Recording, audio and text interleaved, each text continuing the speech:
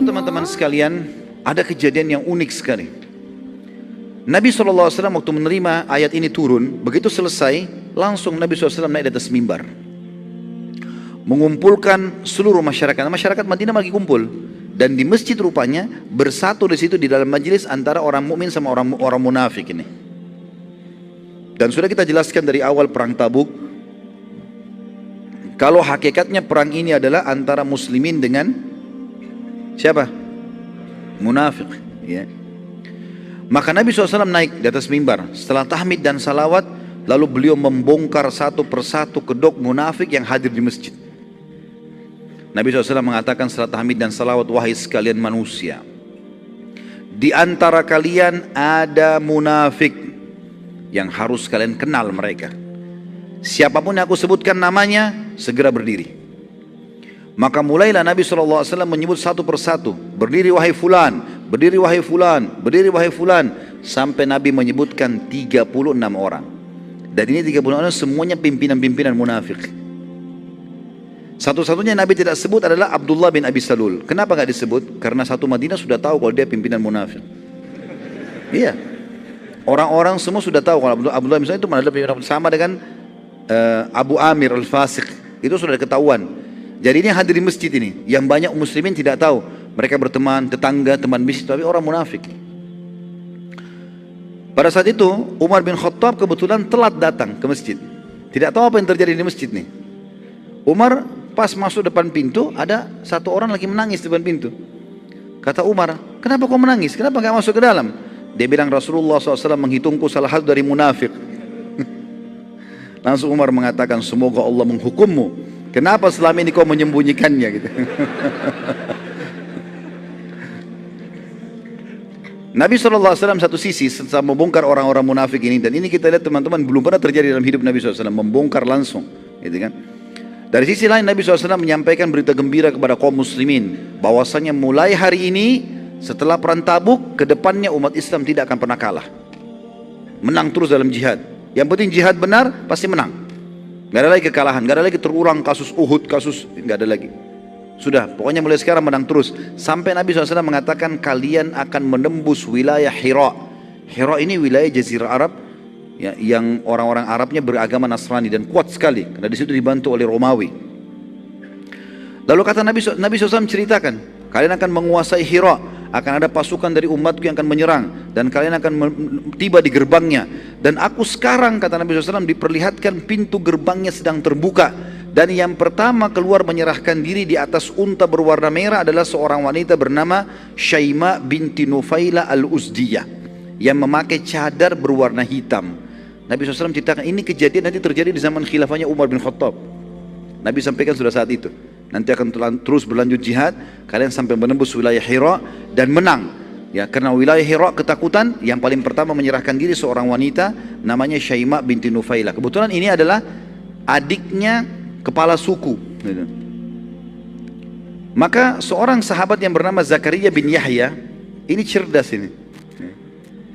Dia sangat yakin dengan janji Nabi SAW, maka dia bilang, wahai utusan Allah, jadikan Syaima itu, perempuan yang keluar itu, sebagai bagian harta rampasan perangku. Padahal belum terjadi.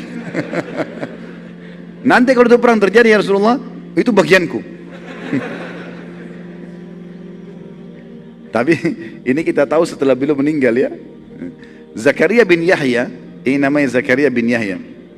Jadi kalau Nabi Allah kan Yahya bin Zakaria, ini terbalik. Ya. Zakaria bin Yahya ini ikut dalam peperangan Hira yang terjadi di zaman Umar bin Khattab yang dipimpin oleh Khalid bin Walid. Pada saat itu kebetulan karena di zaman Umar ada sahabat ikut, tapi kebanyakan tabi'in. Banyak yang nggak kenal Zakaria ini siapa. Sahabat iya, tapi bukan sahabat yang banyak meriwayatkan hadis, biasa saja gitu. Bahkan sahabat ini dikenal tidak bisa baca, tidak bisa nulis. Nanti kita lihat bagaimana kasusnya terjadi. Dia ikut di peperangan itu. Dan terjadi seperti yang Nabi SAW gambarkan. Begitu pasukan muslimin mengepung berapa hari, mereka mengalah, dan pada saat mengalah, Syaima binti Nufaila al-Uzdiyah ini betul-betul keluar. Persis seperti Nabi gambarkan, di atas unta merah, pakai cadar warna hitam gitu. Maka waktu itu dia menyerahkan diri. Begitu menyerahkan diri, Zakaria langsung dekati. Dipegang tali kekangan untanya, ini bagianku.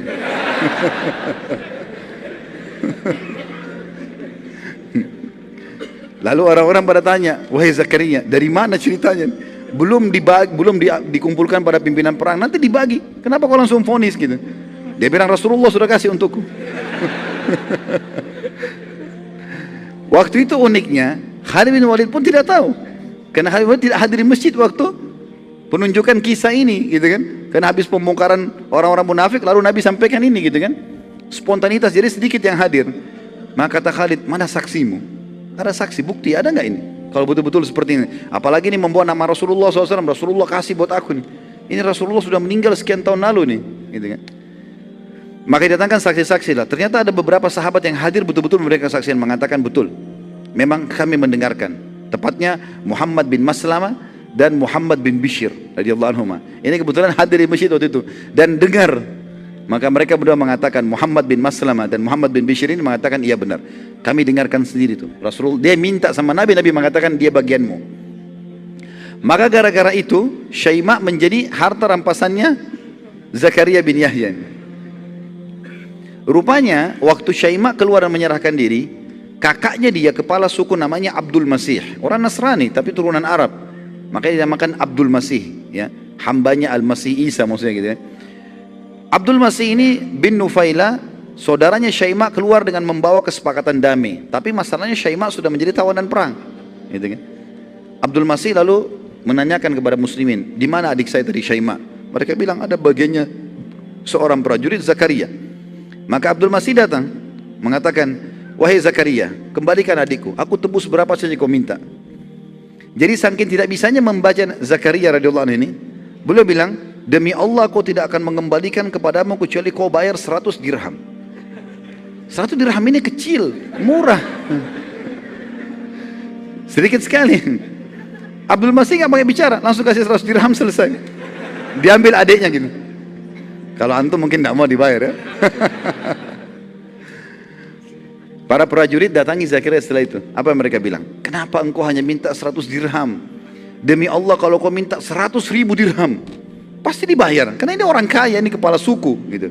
Apa kata Zakaria? Apa masih ada angka di atas 100?